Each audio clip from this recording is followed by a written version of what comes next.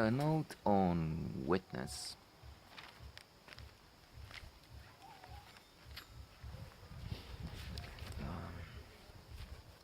A film with Harrison Ford when he was not flying over airports in California uh, as a menace, a danger for the passengers, for people waiting in planes on these airports.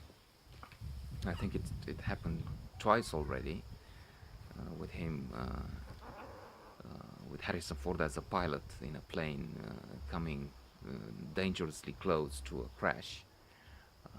Last time I think it was a big plane waiting on or near the tarmac somewhere,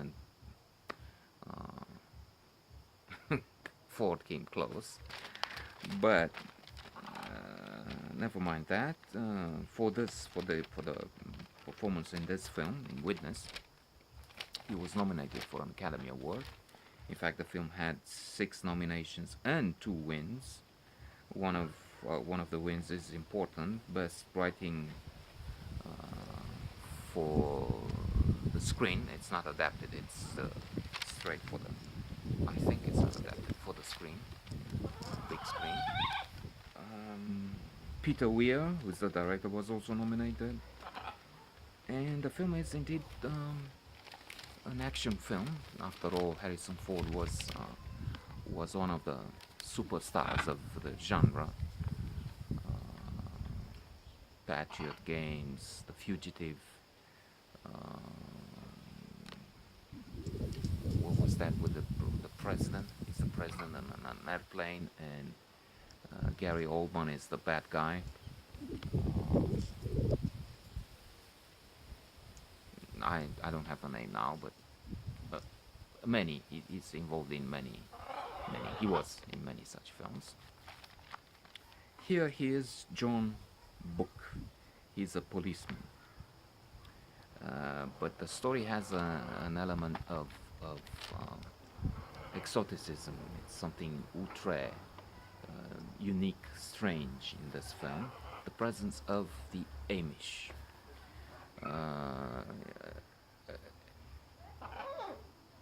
I've seen Amish in in comedies.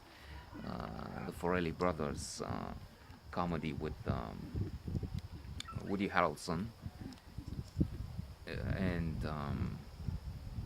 Bill Murray, two heavyweights, two of the best actors ever, as bowling players. And then we have over there an element of humor brought in by the Amish. Only this one is a drama, a thriller, action-packed film.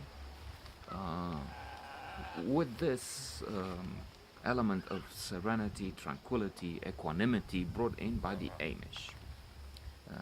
And that's because we, the audience, join, so to say, Book, aka Harrison Ford, in the middle of the community for some time. How does this happen? Well, at the beginning we have a trip taken by Kelly McGillis. She's also present in this film, and she's rather good. I was wondering why they didn't nominate her for a supporting role, but on the other hand, she was not really spectacular, out of this world, but she was good. So she's Rachel, the mother of Samuel, played by the excellent Lukas Haas, 8 years old. Samuel lives with his mother in this, and they belong to this community of the Amish, but they have to travel to Philadelphia, and so they have to take a train. Waiting for the train, Samuel has to use the restroom, and this is how he becomes the witness. The witness in the title is an 8-year-old Amish boy, Samuel, because from his cubicle you can see Danny Glover. Danny Glover is McPhee. Well, we don't know that at the time. We just see him cutting the throat of a man with the help of another. There's an accomplice for this criminal, for this killer, holding on the victim. They put something over his head and he's just cutting the throat. And the poor boy is witnessing this. He has the stamina, the resilience, the bravery, the self-control, Samuel, to hide himself in the cubicle. There is a little noise. We can also say that he was so scared he couldn't shout or cry or something, maybe. But still, there's a noise. He has the presence of mind to move under the cubicle. That's the American way to live space. Here it would be impossible. When you use the restroom, you're just the walls go to the floor. There's no. But it's more intimacy, I would say here. Anyway, for the film, it helped that he could slide under the separating wall and get into the next. Anyway, he escapes, but it's closed. And so he's invited by Book. This is when we see him for the first time. John Book to the police station to try and identify. They have those books back then. Today they would show probably in a computer all this. So they show him pictures of many criminals, killers, suspects, so to say. But then there's no one there. While he's in a moment of distraction, Book is answering the phone. He's looking around, and then he comes to the display of trophies, awards, and he sees McPhee as a distinguished policeman, a hero policeman, captures a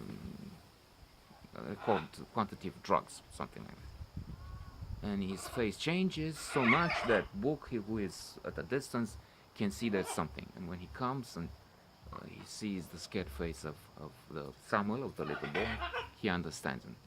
This is the one. But that's already dangerous. So he talks with his superior officer, the commander of the section or something, and takes the family, mother and son, to his house to protect them. There are only two people who know this, that it's an inside job, so to say.